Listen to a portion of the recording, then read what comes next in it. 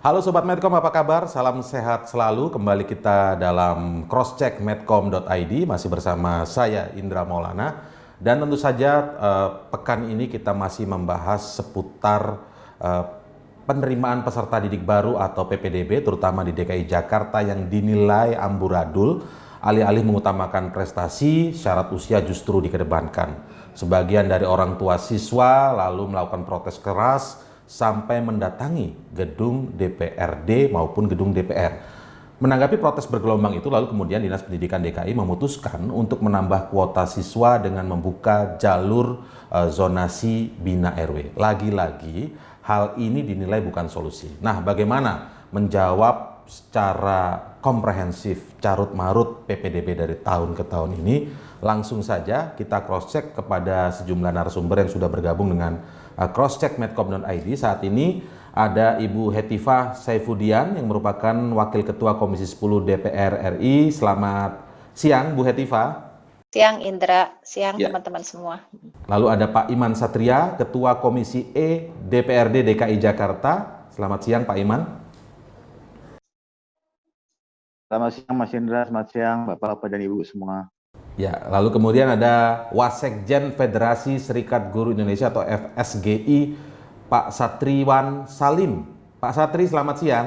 Selamat siang Mas Indra, Bapak Ibu semua.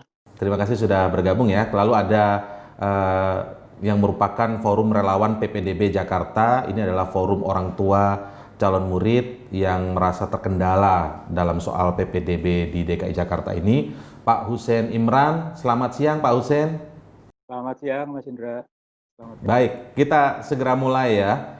Saya mungkin ke Pak Hussein terlebih dahulu, tentu saja sebagai forum relawan PPDB, wakil dari para orang tua yang merasa tanda kutip kecewa begitu ya.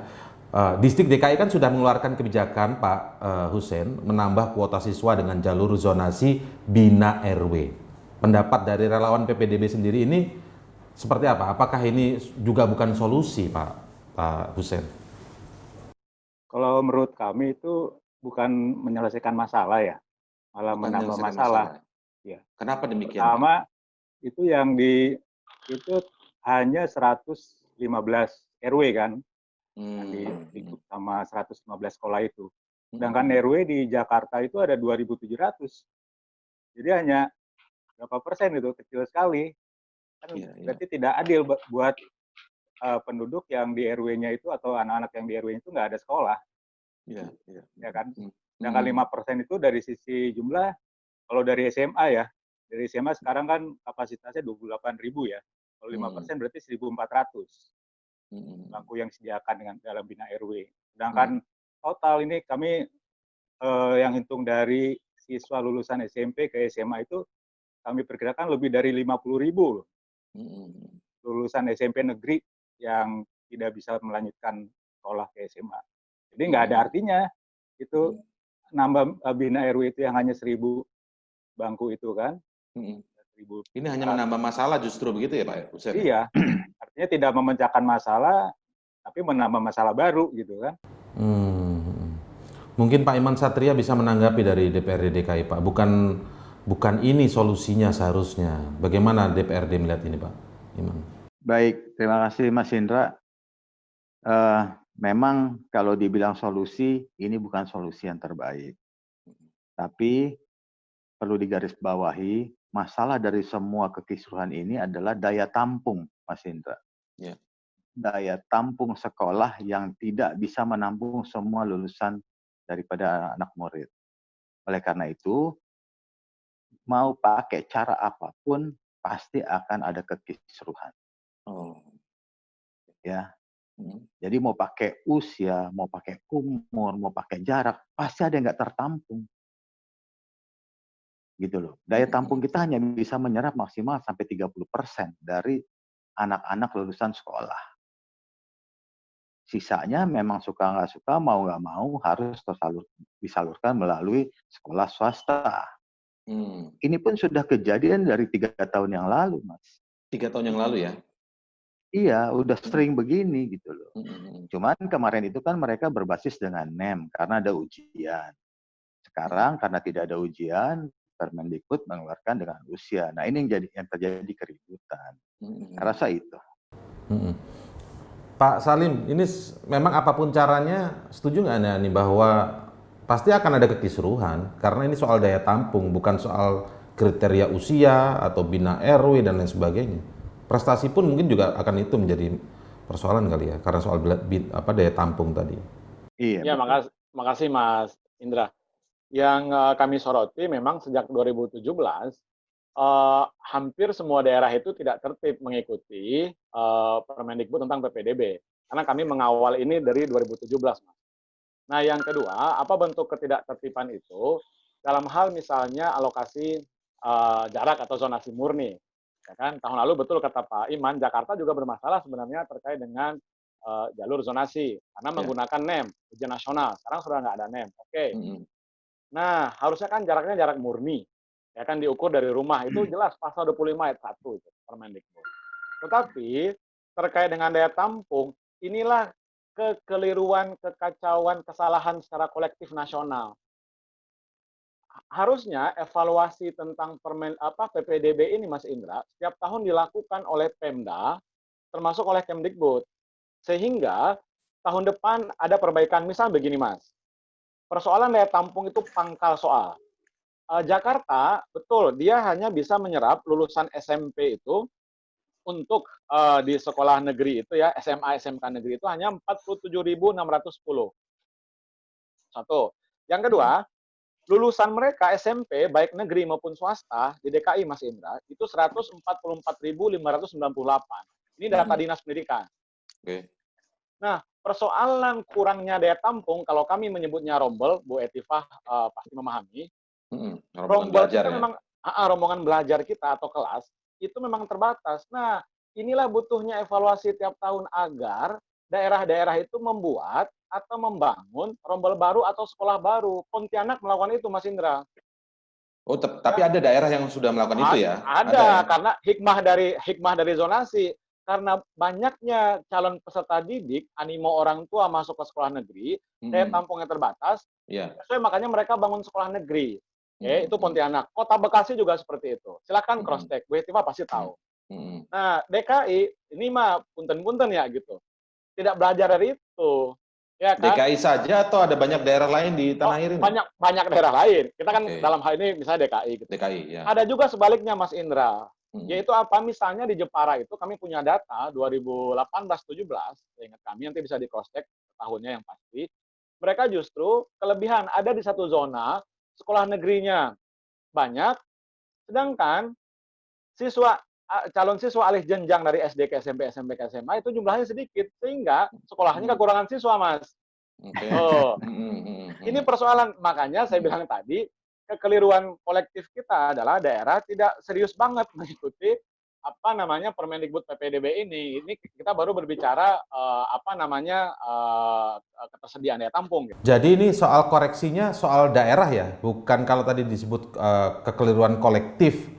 Saya berpikir tadi itu adalah kekeliruan dari pusat nasional, dari pusatnya. Ya kalau kolektif, daerah kena, pusat kena. Apa kenanya pusat? Mas Indra pasti atau Bu Hetifah pasti tahu bahwa Juknis ini lahir kapan. Kemudian Permendikbud lahir kapan? Permendikbud ini lahir Desember, Mas. Itu pun kita dorong-dorong. Tinggal di googling ya. Sekarang kan jejak digital banyak. Betul. Tinggal di googling. Itu Desember keluar, Mas. Kemudian artinya terlambat itu artinya. Desember baru keluar. Betul, itu 4 tahun memang begitu terus gitu. Terus daerah mengajukan Juknis ke Mas Menteri misalnya. Bulan apa? Setahu saya Februari. Cross-check, ada yang bahkan bulan Mei baru masuk. Lah mestinya Kemdikbud membaca tuh 512 Juknis kota kabupaten seluruh NKRI plus 62 ini, ya enggak? Dan 34 provinsi. Dibaca, dinilai. Ya kan? Ini kira-kira sesuai enggak ya? Harus disupervisi gitu. Ini sudah kejadian baru kan gitu kan. Itulah, Mas. Bu Hetifah, persoalan kolektif ini sementara ini itu sudah berjalan dari tahun ke tahun, paling tidak tadi disebutkan sudah 4 tahun terakhir. Sementara sekarang menjadi meledak karena kasus yang DKI menjadi banyak protes yang bergulir.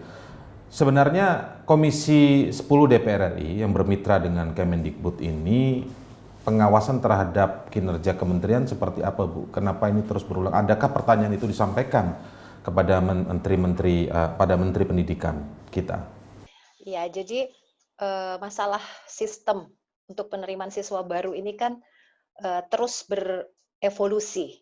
Nah, jadi sebenarnya kita belum menemukan satu sistem yang ideal betul gitu ya. Karena tadi memang betul juga Pak Iman bahwa problem daya tampung itu masih menjadi masalah gitu. Walaupun sebenarnya kita juga bisa mengandalkan sekolah swasta ya kalau misalnya nanti ke depan sekolah swasta berkualitas baik, kemudian sekolah negerinya pun sama kualitasnya, kemudian akhirnya bisa memenuhi daya tampung semua. Sebetulnya pasti masalah penerimaan siswa baru ini tidak sekisruh sekarang. Tapi persoalannya, kalau satu aturan main yang digunakan untuk melakukan proses penyaringan itu, gitu ya, dari tahun ke tahun selalu berubah, sebetulnya memang kita harus mengevaluasi dulu. Kalau mau berubah, berubahnya ke arah yang lebih baik. Jadi bukan trial and error-nya tuh benar-benar, misalnya satu saat kita ingin memprioritaskan mereka yang lebih tidak mampu atau miskin. Kemudian akhirnya banyak penyalahgunaan soal SKTM, kemudian dihapuskan atau dikurangi. Kita pakai zonasi, misalnya full gitu ya, zonasi hampir full.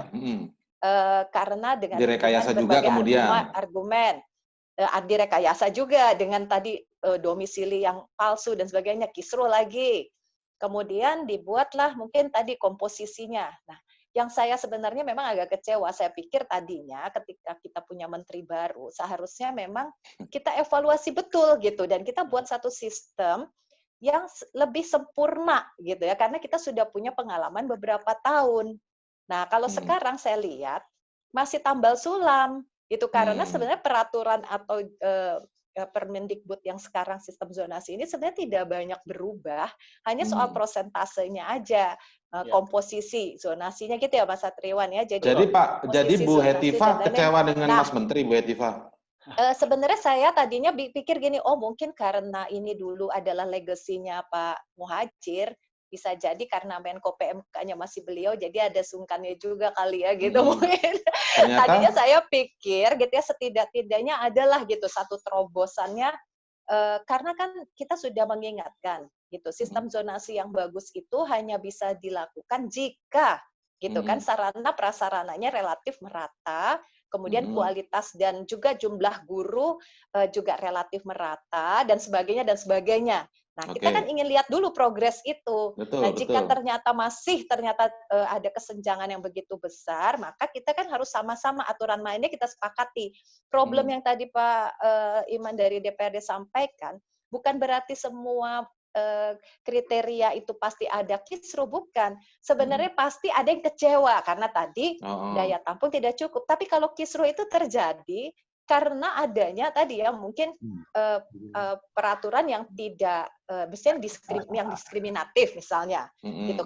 Karena saya pikir soal umur itu sebenarnya Pak yang diatur di dalam Permendikbud, saya baca pernah gitu ya satu saat yang tahun lalu kan memang ada pembatasan misalnya usia 15 maksimum gitu ya.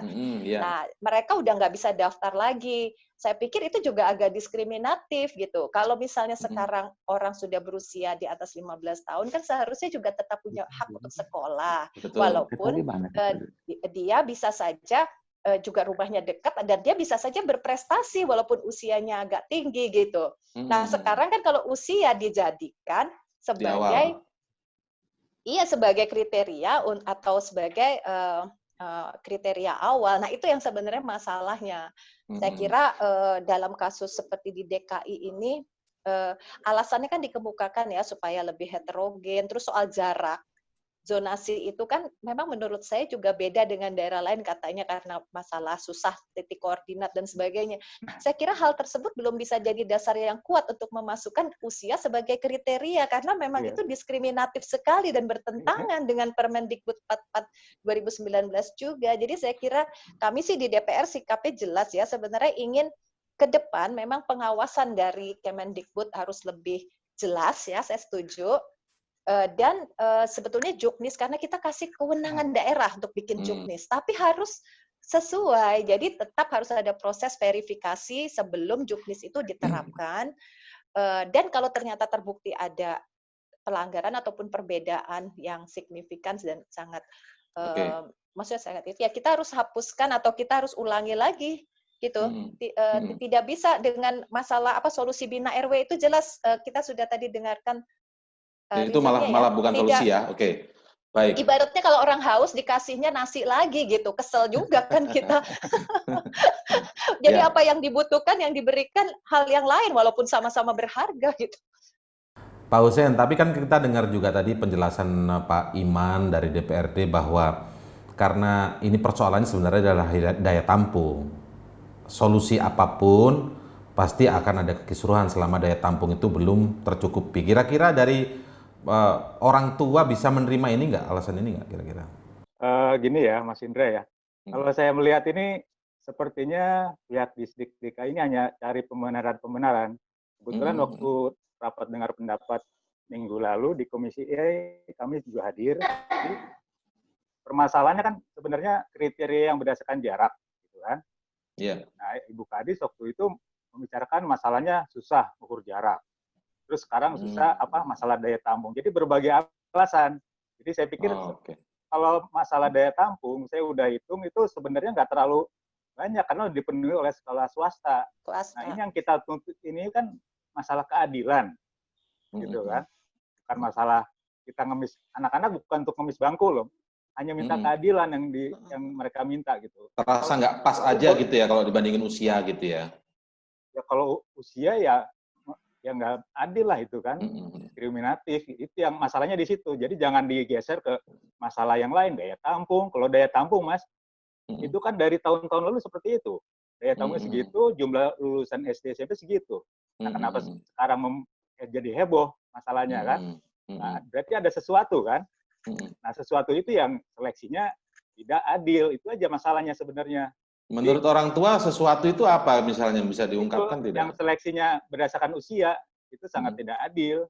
Itu kan nggak bisa diapain sama Pak Hussein, tapi kalau kita beberapa pernyataan juga dari pihak Disdik begitu kan, bahwa kalau dari zonasi kemudian bisa diakali dengan orang yang melakukan pemalsuan domisili, kemudian ada beberapa hal yang lain juga begitu ya.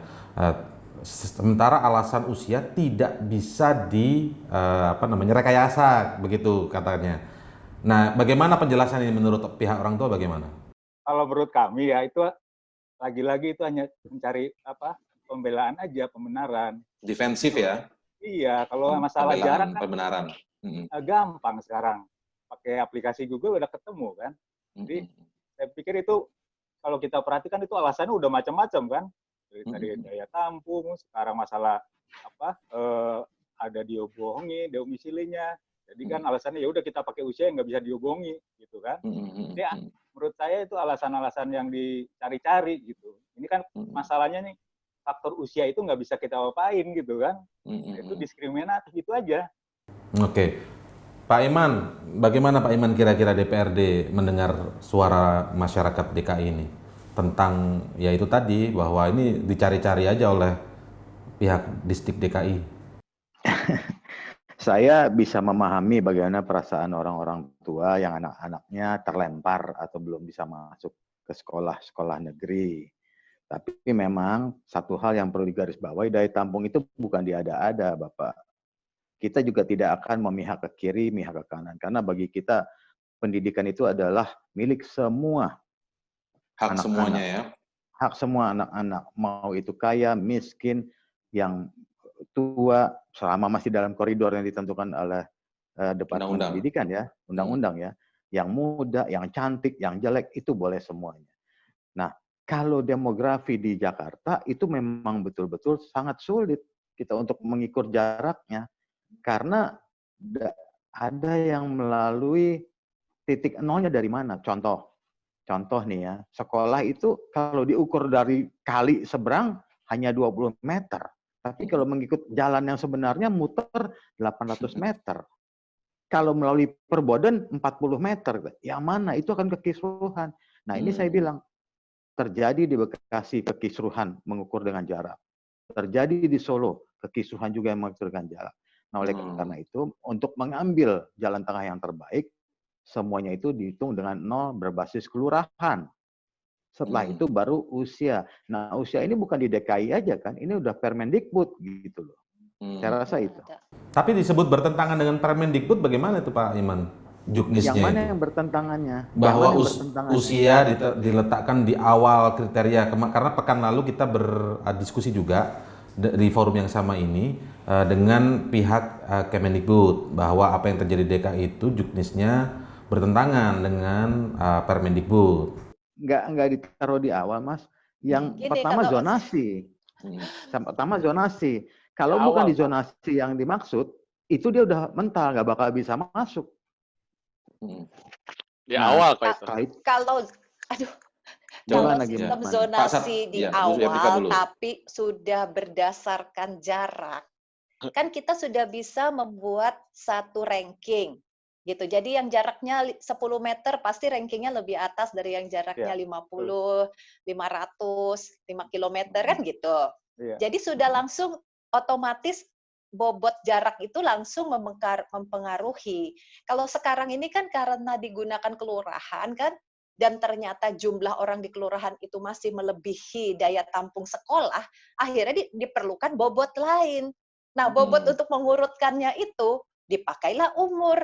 Anak yang umurnya Itu yang paling salah. tua berarti nomornya di atas. Ya jelas itu salah. Iya. Tidak bisa seperti itu, apalagi cuma beda 2 hari, beda 2 minggu, akhirnya kemudian mempengaruhi urutan. Padahal di dalam pembobotan itu kan yang atau kuota-kuota yang diberikan itu kan berapa persen untuk prestasi, diukurnya bagaimana, berapa persen untuk zonasi, berapa persen misalnya untuk afirmasi itu. Jadi beda sekali hasilnya. Jadi Bu Jadi Hetiva rasa melihat keadilannya Bu- terganggu karena Bu- memang berbeda sekali. baik. Bu Hetiva, Pak Iman silakan. Ya, yang di DKI dengan menggunakan jarak itu dengan berbasis kelurahan sudah 3 tahun loh, bukan baru tahun ini aja. justru itu karena tahun-tahun Selama sebelumnya. ini kok nggak ada, Gini, 3 tahun ini nggak pernah ada masalah. Permendikbud sebelumnya itu memang tidak begitu tegas gitu. Dalam tahun pertama, kedua, pemerintah daerah seringkali melanggar Permendikbud, tapi tidak ada ketegasan dari Permendikbud waktu itu. Nah, jadi akhirnya baru kemarin kan, baru waktu zaman terakhir Pak Muhadzir itu mulai. Gitu. Tahun lalu maksudnya? Iya, baru yang tahun lalu lebih tegas bahwa Pemda itu pun masih ada beberapa, termasuk DKI itu yang bandel. Saya sudah Kelihatannya cek Bu Heti, pada saat kita dengar pendapat dengan dinas, kita sudah tanya, apakah ini sudah mendapatkan persetujuan? Mereka bilang kita selalu diskusi dengan kementerian untuk masalah ini. Dan ini tidak ada yang dilanggar. Hah? Kenapa, Mas? Iya, yang tadi saya bilang betul, karena juknisnya itu masuk ke Kemdikbud, jadi Kemdikbud ini 34 provinsi juknis PPDB, 500 lebih kota kabupaten, ya setuju-setuju aja mereka. Itu yang makanya saya bilang tadi kolektif itu loh Mas Indra, keluyuran kolektif Nah, gitu loh. Artinya kan Langsung ACC saja gitu. Diyain aja tanpa dicek lebih detail gitu ya. Betul, padahal ini butuh evaluasi yang reguler kan setiap tahun, bukan evaluasi kayak orang habis kawinan ya, itu sih evaluasi juga, tetapi ya kan kita biasa tuh habis panitia kawinan, gimana tadi seksi konsumsi, seksi keamanan, ini nggak begitu gitu loh, harusnya kan tidak seperti itu. Jadi ada peran salah di Kemdikbud juga bahwa ikut tidak teliti, lebih pada tidak detail dan tidak teliti begitu ya. Betul, makanya tadi saya bilang kolektif. Terus saya merespon yang usia. Itu Pak Iman, fakta Pak. Kami juga kan langsung cross-check ke kawan-kawan guru panitia, ke kepala sekolah. Jadi pas daftar itu, langsung usia yang mengkategorikan. Saya kasih gambaran begini. Misalnya sekolah negeri SMA 1 gitu ya. SMA 1 itu kan di Jakarta Pusat, di dekat belakang Senen lah. Ya kan? Nah, karena zonasinya berbasis kelurahan. Jadi orang di kelurahan itu kan berarti punya hak dong. Ya kan, untuk masuk sekolah sana. Kan itu Mas Indra ya. Nah, ketika mendaftar, kalau ukurannya Permendikbud pasal 25 ayat 1, ukurannya jarak murni, bahkan ada kata prioritas Pak Iman di situ. Memprioritaskan jarak. Tapi memang ada ayat 2, jika, ada kata jika loh. Baru, jika, betul-betul. Jika ada kesamaan jarak sesuai dengan pasal ayat di atas, maka baru menggunakan umur tertua, kan gitu. Nah, jadi ketika daftar itu si anak rumahnya dekat, tapi usianya muda, itulah yang terlempar Mas Indra. Nah ini kan padahal harusnya kalau sesuai Permendikbud harusnya masuk dia karena jarak terdekat. harusnya masuk. Oh, nah sekarang kalau FSGI memang melihatnya apa solusi? Apakah dari Bu Hatifah, dari Kang Huda tadi itu solusi? Ya kan, ini mungkin langsung loncat nih Mas Indra ya, nggak tahu. Ya, nggak apa-apa, nggak apa. Karena kita tahu alurnya. Betul, karena bagi kami itu bukan solusi juga. Kenapa? Karena 43.000 lebih Mas Indra, ini data dari data saya lihat dari Dinas Pendidikan, rilis mereka, sudah 12.684 ya kan siswa yang diterima di SMA jalur zonasi. Sudah 31.011 siswa yang diterima jalur zonasi untuk SMP. Kan begitu. Kalau dinolkan lagi berarti kan di battle ya diadu ulang. Diadu ulang, orang tua ini kan juga anak-anaknya juga pasti akan stres juga. Jadi sama-sama. Maksudnya yang diterima ya. Oke, Pak Satriwan, saya tahan dulu Pak Satriwan. Jadi ini kan mengacu pada rekomendasi dari Komisi 10 yang minta untuk dibatalkan karena bertentangan dengan Permendikbud diulang kan lah, ya. proses itu harus diulang dengan proses dan kriteria yang benar sesuai dengan peraturan Mendikbud itu. Ya, tapi jelas kan, pasti nanti tetap ada anak-anak yang tersisih. Nah, disinilah mungkin peran dari DPRD dan kalau teman-teman diulang, Bu Hetifah, supaya ini akan lebih banyak yang menangis lagi nanti. Nah, yang sudah merasa diterima atau apa, rombongan yang nangis lebih banyak lagi mungkin nih Bu dari yang teriak sekarang. Mas Indra, boleh kasih jalan tengah nggak? Sebentar, saya ke Pak Usen dulu, Pak Usen. Pak Usen ingin berbicara nih. Kalau soal dari forum orang tua maunya ini diulang, dibatalkan, atau bagaimana? Kita bicara sesuatu itu pakai data ya. Betul. Terus terang kami sudah mengolah data itu. Itu sekarang lulusan SMP itu kemungkinan 50.000 lebih akan tidak bisa melanjutkan sekolah. Nah sekarang yang diterima sekarang ini umurnya itu kelahiran 2004 ke atas. Artinya? Yang jalur zonasi ya. Yang sedangkan mayoritas SMP negeri itu 2005 ke bawah. Jadi ini orang-orang apa? Rombongan dari mana ini yang masuk di sini? Itu kami apa kecurigaan Pak Usen apa? Kecurigaan Pak Usen? Bukan kecurigaan. Kita ada datanya semua.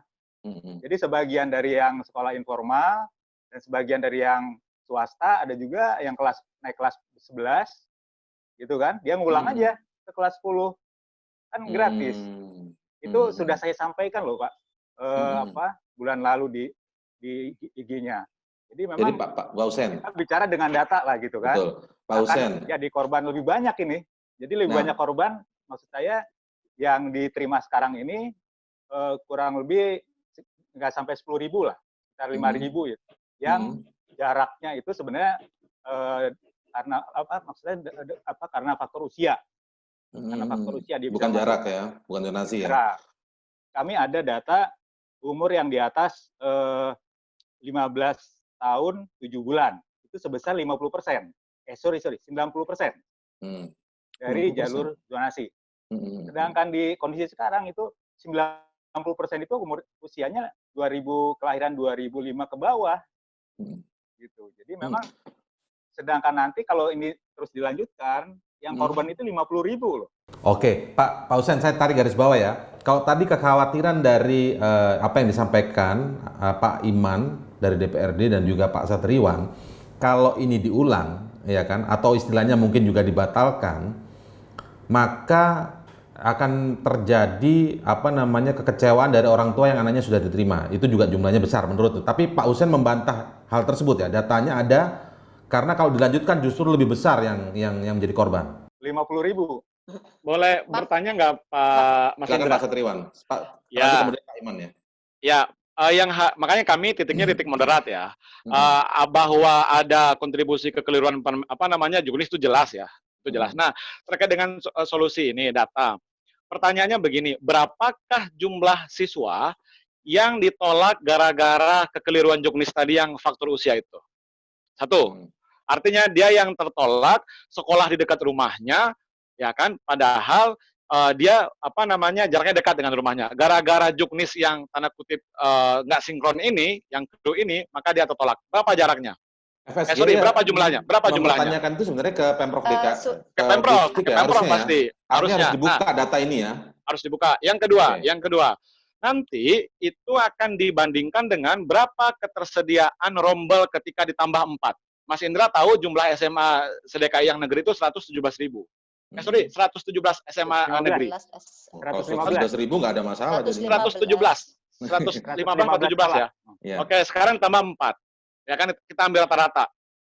Apakah mengcover tidak penambahan 4 ini per rombel? Anggaplah rata-rata satu sekolah itu ada 8 kelas atau 8 rombel, Mas Indra.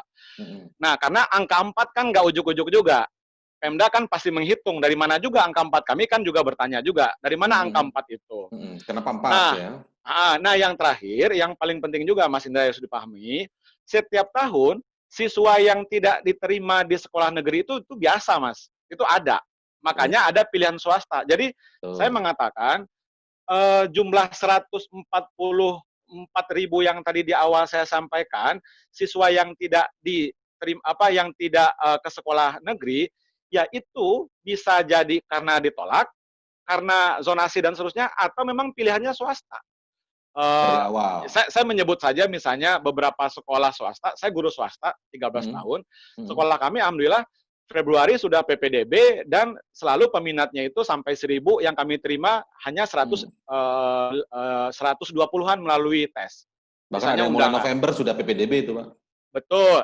Sekolah swasta tertentu, yang segmennya tertentu, yang artinya orang tua sudah punya mindset dari zaman dulu, pokoknya anak gua harus di sekolah swasta, kan begitu ya Mas? Iya, betul.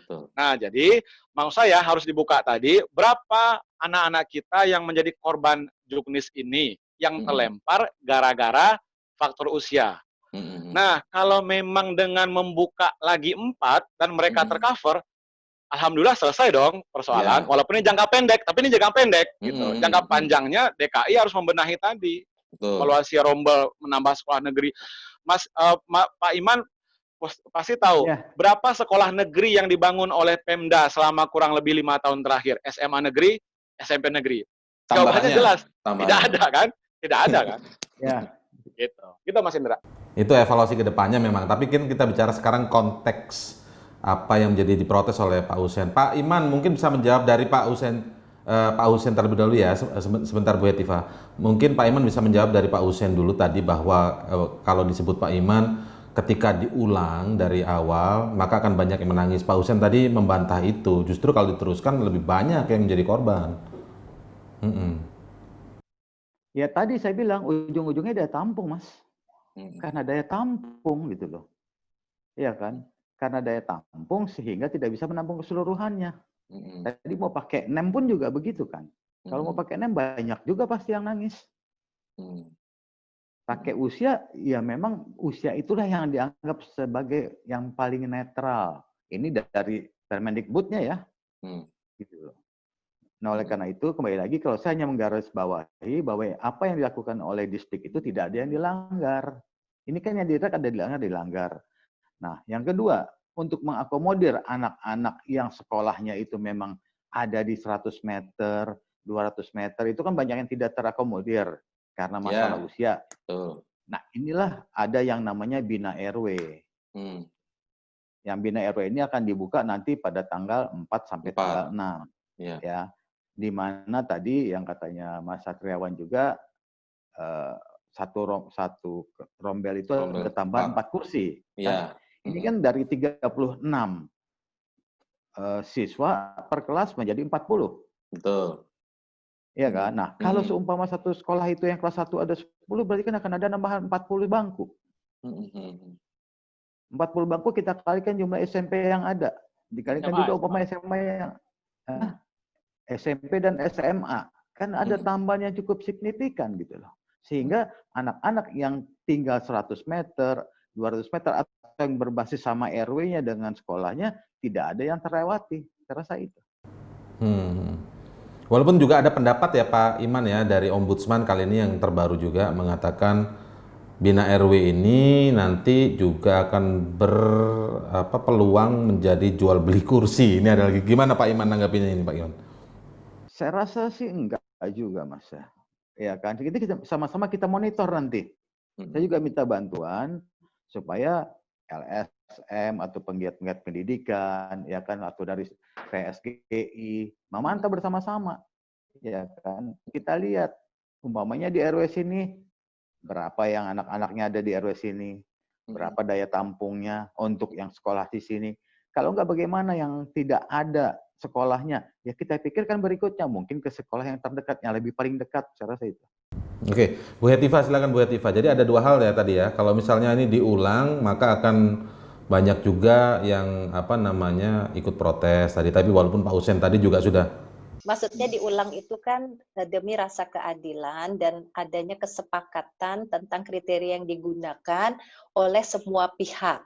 Ya, jadi misalnya kriterianya tuh begini, begini, begini. Nah, kalau aturan main itu udah disepakati, maka belum tentu yang sekarang sudah diterima jadi tidak diterima. Bisa jadi dia juga bisa diterima juga gitu. Dan belum tentu yang protes pun akan diterima dengan kriteria yang baru.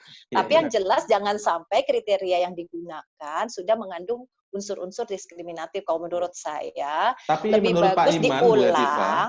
itu Iya, tidak nanti ada kita yang minta Dikbud saja. Kalau gitu makanya pihak Oh, Kemendikbud harus bicara di sini.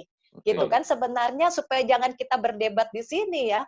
Tapi sepengetahuan saya memang usia itu netral manakala dia digunakan di akhir, manakala ada Iya. dua orang yang jaraknya Ya, aman. benar-benar. Karena kita beranggapan waktu itu sistem zonasi itu ingin memberikan kesempatan bagi siswa untuk maksudnya mempermudah mereka sekolah dimanapun dan mengurangi favoritisme, tapi bukan berarti tadi ya umur ya itu nanti kita jadi debatnya panjang lagi. Tapi kuncinya gini, Tapi itu kalau persoalannya kriteria, memang, Bu. ya, Sebenarnya yang iya, ingin dengar masyarakat kan tetap, itu. iya yang didengar. Kalau saya kan dengan teman-teman gitu ya, dengan saya juga baca langsung dan juga berdiskusi dengan teman-teman Kemendikbud. Mudah-mudahan ini nanti sore sehabis acara ini, ya mudah-mudahan sudah ada banyak perkembangan ya tentang debat kita ini. Tetapi bagi kami solusi yang terbaik jika nanti peraturan atau kriteria yang baru ini diterapkan dan sudah memenuhi tadi kriteria dan azas keadilan, mereka yang belum beruntung dan tidak mendapat tempat, ya tentu saja supaya mereka bisa lebih lapang dada, di sini harus kita berikan juga misalnya tadi kemudahan untuk masuk sekolah swasta ya. Kalau sekolah swastanya kurang baik, kita support supaya juga swastanya itu sama lah, mirip-mirip kalau nggak mendekati sekolahnya Pak Satriwan ini. Dan Pemprov harus menyediakan opsi misalnya pembayaran. Jangan sampai ada yang tidak sekolah karena mereka tidak bisa lolos seleksi, tapi dia juga tidak punya dana untuk membayar sekolah swasta. Kemudian nanti ada insentif-insentif lain supaya mengurangi kekecewaan mereka yang tidak lolos melalui aturan ini. Tapi yang jelas kriterianya itu harus kita sepakati dan yakinkan. Jadi bukan tambal sulam gitu seperti kasus Bina RW. Nanti ada masalah lagi, kemudian ditambah lagi. Baik, berarti kalau boleh ini saya ambil sedikit kesimpulan dulu ya untuk sebagai penutup. Jadi kalau yang diinginkan atau kan kita pasti akan mengevaluasi panjang lebar. Tapi secara solusi untuk dalam waktu dekat ini, kalau Bu Hetiva tetap meyakinkan harus diulang dari awal ya?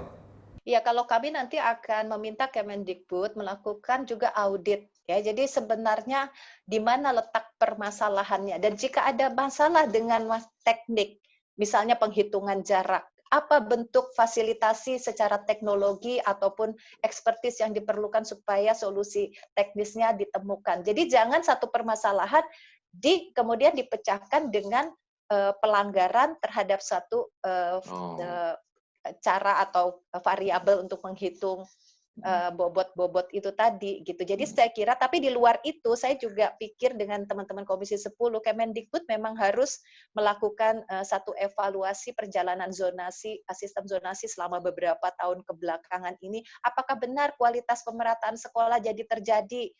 Kalau memang iya, kita lanjutkan dan kita tingkatkan. Kalau tidak, kan mekanisme baru tetap harus diciptakan supaya proses penerimaan siswa baru ini betul-betul tidak melanggar prinsip keadilan dan kesetaraan. Sudah ada terobosan dari menteri yang baru, Bu?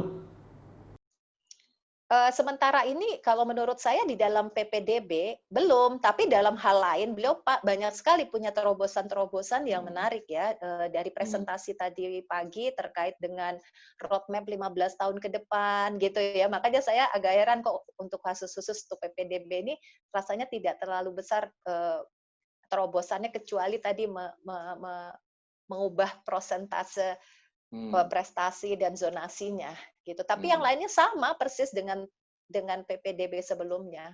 Oke.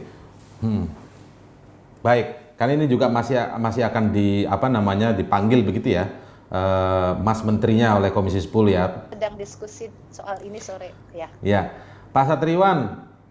Ya, nanti ke Pak Husen tapi saya ke Pak Satriwan terlebih dahulu. Pak Satriwan, persoalan PPDB ini banyak hal yang harus dikoreksi. Mungkin sekarang kasusnya menjadi meledak di Jakarta karena faktor soal usia tadi, walaupun tadi banyak pendapat juga yang menyatakan tidak menyalahi Permendikbud begitu ya. Tapi Anda sebagai juga pemerhati pendidikan tentu saja juga praktisi pendidikan di situ merasa ada kehadiran dan terobosan dari kementerian sekarang dipimpin oleh Mas Nadiem tidak? Kalau terkait dengan PPDB, saya mengamini dengan pernyataan Bu Etiva, karena justru kalau kami dari 2017 kawan-kawan pegiat pendidikan itu kami sangat mendukung zonasi itu, makanya 80% angkanya Mas. Nah ketika Mas Nadiem yang usianya hampir dengan saya, sama-sama milenial itu dikurangi menjadi 50%. Ya kan lebih parah lagi tidak ada evaluasi selama 4 tahun itu. Sehingga daerah-daerah ini kan berjalan sendiri-sendiri. Mestinya kan yang mentertibkan adalah Mas Menteri Kemdikbud. Yang kedua, memang terkait dengan zonasi ini kayaknya telah terjadi distorsi ya dari zamannya Pak Muhadjir ke Mas Menteri. Kayaknya betul kata Bu Etiva, kayaknya sudah mulai nggak serius untuk yang PPDB zonasi ini. Nah itu dia, betul. Apakah kita maksudnya nggak serius itu bagaimana maksudnya? Kalau mengalami distorsi, maksudnya dari ada pergeseran dari apa yang ditetapkan Pak Muhadjir. Betul. Dan sekarang itu tergeser. Pak Muhadjir kan asbabun nuzulnya begini, ya kan? Bahwa dengan zonasi anak-anak itu bisa sekolah di dekat rumahnya. Betul. Tidak memandang anak itu kaya, miskin, pintar. Favoritisme ya, nggak ada ya. Sehingga guru-guru juga implikasinya adalah di redistribusi bahasanya Pak Muhadjir zaman itu. Ya kan kalau bahasa kita sekarang dimutasi. Jadi guru-guru itu jangan terkonsentrasi di sekolah favorit saja. Ya kan? Kemudian bantuan-bantuan dari negara tidak hanya terkonsentrasi di sekolah tertentu saja. Anak-anak yang nilainya tinggi juga tidak terkonsentrasi di sekolah tertentu. Sekolah tertentu, betul. Nah, sehingga Mas Indra, zonasi ini harus dilihat dari kacamata komprehensif, ya, tidak kasus-kasus, karena dia juga terkait dengan akreditasi, Mas Indra. Terkait juga nanti dengan SNMPTN, Seleksi Nasional Masuk Perguruan Tinggi Negeri. Betul. Undangan, karena yang akreditasinya tinggi, Mas, itu dia akan punya alokasi lebih besar, Mas, which is 40%. Oke. Nah, kalau dulu kita kenal jalur PMDK itu kali ya. Ya, saya PMDK, Persatuan Mahasiswa dari Kampung ya. Nah, jadi ya, karena kita dari kampung. Saya dulu undangan juga sama saya nih. Enggak, saya juga PMDK yang asli loh ya ke Jakarta, betul. Nah, penerimaan penelusuran minat dan kemampuan. Betul. Yang C itu hanya 5%, Mas Indra. Makanya kebijakan akreditasi juga mestinya selaras dengan zonasi kalau zonasinya konsisten. That's why makanya zonasi itu Mas 80, prestasi 15. Tapi kan 2017-18 kan orang tua demo kan yang nilainya tinggi. Karena itu transisi dari produk nilai, NEM dan lain sebagainya bergeser menjadi zonasi. Karena rezim kita waktu itu adalah rezim NEM, rezim nilai. Nah, alhamdulillah UN-nya dihilangkan karena kami pegiat pendidikan, koalisi pendidikan itu juga menuntut UN dihilangkan. Nah, yang terpenting adalah ada memang persepsi atau mindset kita yang konvensional khususnya orang tua. Sekolah itu ya harus sekolah formal. Padahal tidak seperti itu. Kemdikbud itu punya yang namanya, Mas Indra, pendidikan non formal. Ya kan? Yang itu juga ijazahnya sama. Itu juga ada gurunya. Ya kan? Kemudian mereka mata pelajarannya sama. Diakui juga oleh pemerintah. Bahkan ada yang sekarang di negeri di Jakarta itu. Namanya PKBM, Mas Indra. bisa juga dong menjadi solusi kenapa PNFI diam-diam saja, Bu Hetiva. Mestinya kan PNFI bisa hadir. Wahai anak-anakku yang tidak diterima di pendidikan formal, masuklah kalian ke pendidikan non formal. Bapaknya sama-sama Mas Nadiem, sama-sama dibiayai oleh APBN, sama-sama dibantu oleh APBD. Itu kenapa tidak muncul ya sekarang ya? Dan tidak didorong untuk muncul? Makanya FSG yang memunculkan, mestinya Kemdikbud yang memunculkan. Benar ya Bu Hetiva ya? Nah, itu harus digalakkan, Mas. Pendidikan kesetaraan namanya. Sama-sama di bawah Dirjen PAUD sekarang Bu ya, PAUD SMP SMA. Oke. Baik, sebelum kita dengar Pak Husen, orang tua bicara, memang ini kesempatan dari orang tua untuk berbicara ya. Tapi Pak Husen, sebelum saya ke Pak Husen, saya ke Pak Iman. Kesimpulan dalam diskusi ini Pak Iman, jadi mungkin Anda di DPRD DKI, tapi kalau melihat persoalan ini berjalan tahun per tahun, evaluasi seperti apa yang Anda harapkan agar ini tidak berkelanjutan? Mungkin dari usul sumbang saran juga kepada Kemdikbud kita. Baik, terima kasih Mas. Saya rasa kita kembali dulu ke basicnya. Permasalahan ini kalau saya melihatnya apa yang dilakukan oleh Permendikbud. Pak Iman, terputus ya Pak Iman? Putus kayaknya. Oke, mungkin kita dengar dulu ya Bu Hetiva sebagai penutup dari pihak Wakil Rakyat nanti sebelum saya ke Pak Husen. Sambil menunggu Pak Iman bergabung lagi. Ya, saya kira banyak catatan khususnya kepada Kemendikbud ya, agar lebih serius gitu memikirkan masalah-masalah yang terkait dengan penerimaan siswa. Tapi Komisi 10 merasa Menteri atau Kementerian Pendidikan hadir dengan dengan sangat intens tidak sih dengan persoalan PPDB ini, Bu? Karena kami sebetulnya juga sempat ya rapat tentang dan menanyakan masalah PPDB, tapi waktu itu dianggapnya Permendikbud 44 2019 ini cukup menjawab, padahal ternyata kan bisa diinterpretasikan berbeda buktinya. Ya. Nah, ini dan keluarnya mepet ya bulan Desember. Nah, berarti ya jadi tetap ini saya kira ada unsur kelalaian dari Kemendikbud juga. Itu bahwa mereka ternyata membuat satu pengaturan yang tidak bisa diikuti secara mungkin konsisten oleh semua daerah gitu, karena mungkin ini DKI hanya satu kasus, di daerah yang lain mungkin beda-beda lagi. Ada sih barusan pengaduan kepada saya satu daerah yang misalnya memberikan satu afirmasi kepada sekelompok anak gitu ya dengan alasan apa gitu misalnya. Ini kan juga melanggar prinsip-prinsip keadilan bagi yang tidak diterima. Jadi transparansi, belum lagi menyangkut masalah teknologi yang digunakan. Nah, jadi kami sebenarnya sangat mengharapkan dengan adanya persoalan yang muncul di berbagai daerah, ini menjadikan Kemendikbud lebih waspada gitu ya, supaya tahun depan jangan dong terulang kembali. Dan kalau perlu berarti walaupun di satu sisi kita memberi kepercayaan kepada daerah untuk membuat juknisnya sendiri, berarti pengawasan Kemendikbud tetap diperlukan. Terutama kalau terbukti ada pelanggaran. Jadi harus ada juga proses audit khusus untuk DKI ini. Oke, Pak Iman, silakan lanjutkan tadi yang sempat terputus, Pak Iman. Sebagai konklusi dari DPRD DKI. Oke, DPRD DKI menanggapi masalah ini memang kita akan coba menganalisa, nanti mensurvei lebih dalam lagi. Kalau memang harus ada penambahan sekolah-sekolah baru, kita akan usulkan ke gubernur untuk segera membangun kelas-kelas baru. Itu salah satu solusi. Betul. Yang kedua, nanti juga kita akan mengawal. Itu jangka panjang ya, Pak Iman ya? Jangka pendek kita akan mengawal Dinas Pendidikan agar memang yang kata-kata tadi ada yang melanggar atau tidak, supaya ini jangan kejadian betul-betul melanggar. Tapi intinya kita sudah cek bahwa mereka merasa tidak melanggar. Karena di Permendikbud itu kan ada kata-kata yang afirmasi minimal 15, minimal. Zonasi minimal 50. Sisanya baru masuk ke prestasi.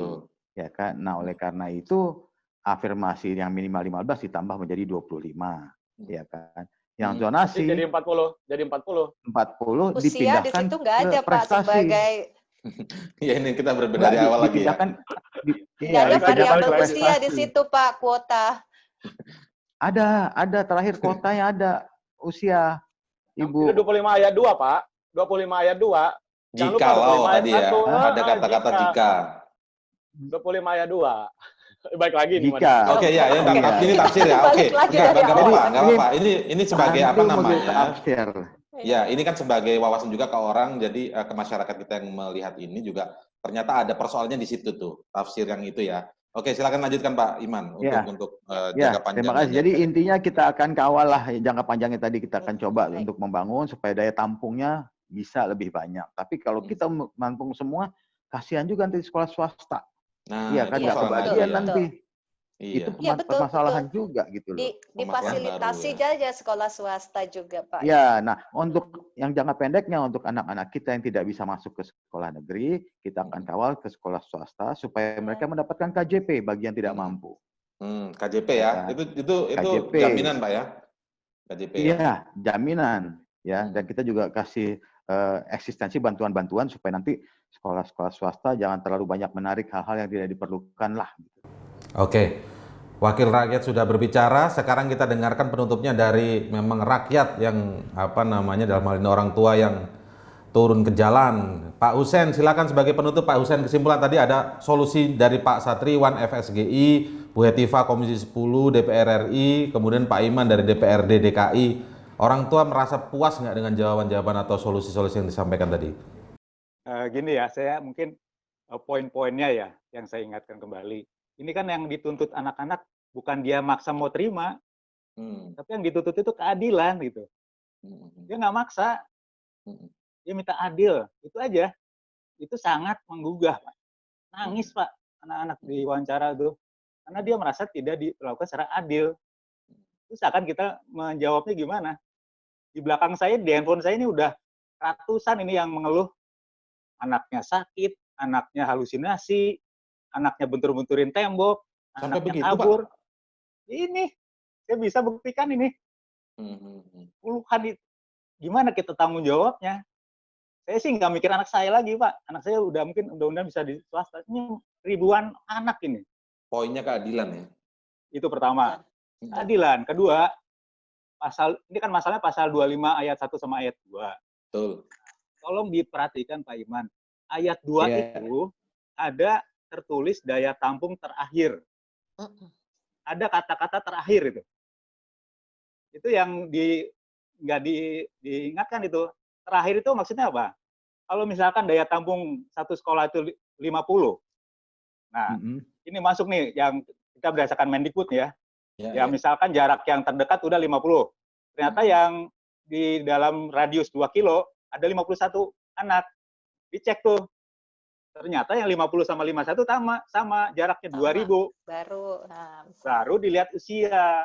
Jadi saya nih yang tidak mengerti hukum, undang-undang itu, saya membacanya itu yang kalimat yang penting itu terakhir. Daya tampung terakhir. Maksudnya apa? Kalau misalkan daya tampung satu sekolah dia 50, terus jarak yang terdekat ternyata udah misalkan per 2 kilometer, ada nih 51 anak. Baru itu dilihat, mana yang ini yang 2 kilo ini yang ternyata misalkan kita lihat ranking 50 sama 51 sama 2000 meter misalkan. Baru dilihat usia. Jadi usia itu terakhir.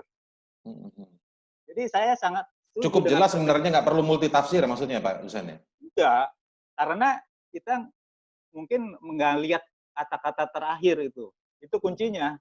Jadi saya pikir Permendikbud ini udah bagus. Ini kita heboh ini karena DKI aja yang heboh kan. Terus terang Kemdikbud sudah bagus ya, berarti saya tidak ada permasalahan di Kemdikbudnya menurut Anda? Enggak. Kalau saya lihat yang Permendikbud itu marwahnya itu kan mendekatkan anak ke sekolah. Oke. Itu sangat bagus. Jadi anak nggak usah suka naik mobil atau segala macam kan. Saya bulan lalu begitu keluar di Distrik itu, saya udah tanyakan kenapa pakai berdasarkan usia, kenapa nggak ngikutin aja jarak, beres gitu. Tapi nggak ditanggepin. Bisa dilihat cuman udah dihapus itu komen-komennya semua. Nah, sekarang kan udah kejadian gini heboh kan? Oke. Baik, Pak Husen, itu kan tadi persoalan-persoalan yang kemudian sebenarnya dari sisi yang lain juga punya jawabannya ya, menurut Pak Iman atau menurut Bu Nahdiana dan lain sebagainya Distrik DKI. Nah, tapi menghadapi ke depan dengan tawaran Bina RW, kira-kira orang tua atau forum relawan PPDB ini akan ikut tidak karena akan mungkin saja ada peluang bisa masuk ke situ, atau menolak sama sekali tidak akan ikut? Terus terang kalau itu kita belum menyatakan sikap ya. Cuman yang ada di WA grup ini udah makin panik mereka orang tua ini. Karena ya di RW-nya nggak ada sekolah. Iya. Yang satu lagi di sekolahnya satu RW, cuman yang anak-anak banyak gitu. Jadi banyak yang kaget gitu, kok tiba-tiba ada bina RW gitu kan. Iya, maksudnya mau ikut juga nggak ada sekolahnya, masalahnya di RW-nya ya, begitu ya persoalannya ya. Saya tinggal ini 200 meter dari SMA 8. Tapi RW-nya beda. Aneh kan? Ya, oke. Ada Oke, baik. Iya, karena 200 meter jaraknya administratif seharusnya dengan dekat. jarak. Iya, nggak bisa disatukan. 200 meter depan saja berarti ya? Hanya Ini sekitar tinggal jalan depan. kaki 1 menit, Iya, tapi RW-nya beda, perbatasan ya. RW-nya beda. Oke, baik. Artinya apakah Pak Usen dan kawan-kawan juga masih akan melakukan aksi misalnya mendatangi DPRD atau ke DPR lagi, atau bagaimana Pak selanjutnya Pak? Ya ini kita terus terang belum Menentukan sikapnya. Sikap itu. Cuma ya di WA grup ini ya mereka makin panik gitu yang ada bina RW ini, karena percuma buat mereka karena banyak yang nggak ada sekolahnya di RW itu gitu kan, ini nggak ada gunanya dan itu tambah tidak adil. Sekarang RW di Jakarta itu 2.700, tapi yang disediakan 115, kan nggak adil. 2.600-nya dikemanain? Oke, Ya kan? baik. Oke, baik. Memang kompleks permasalahannya, ada pandangan yang berbeda dari masing-masing, dan ini sudah berjalan setengah jalan kalau tidak salah tadi. Kalau diulang ada resiko yang lain, kalau diteruskan juga tetap akan menjadi resiko yang besar juga menurut Pak Usen. Tapi semoga apa yang disampaikan Pak Usen, Pak Satriwan, Pak Iman, dan Bu Hetiva ini juga menjadi masukan, karena kalau kita baca dari sisi Ombudsman begitu ya, juga menyarankan agar dalam hal ini kepala daerah, gubernur langsung turun, kemudian Menteri Pendidikan juga hadir, muncul dalam persoalan yang memang menyita perhatian masyarakat secara umum di sini. Tapi memang forum ini tidak mungkin terlalu pendek waktunya untuk bisa kita menemukan solusi yang komprehensif. Tapi terima kasih atas ulasannya, semoga menjadi wawasan kita bersama. Pak Usen, kami mengucapkan terima kasih banyak, selamat berjuang begitu ya. Pak Satriwan juga terima kasih masukannya, semoga apa yang diusulkan FSG ini menjadi kemajuan tersendiri bagi dunia pendidikan kita. Bu Hetiva, Pak Iman, terima kasih juga, wakil rakyat sudah berdiskusi bersama kami di crosscheckmedcom.id. Selamat siang, Assalamualaikum warahmatullahi wabarakatuh. Ya, itulah diskusi crosscheck medcom.id pada akhir pekan kali ini. Saya Indra Maulana undur diri. Selamat siang dan sampai jumpa.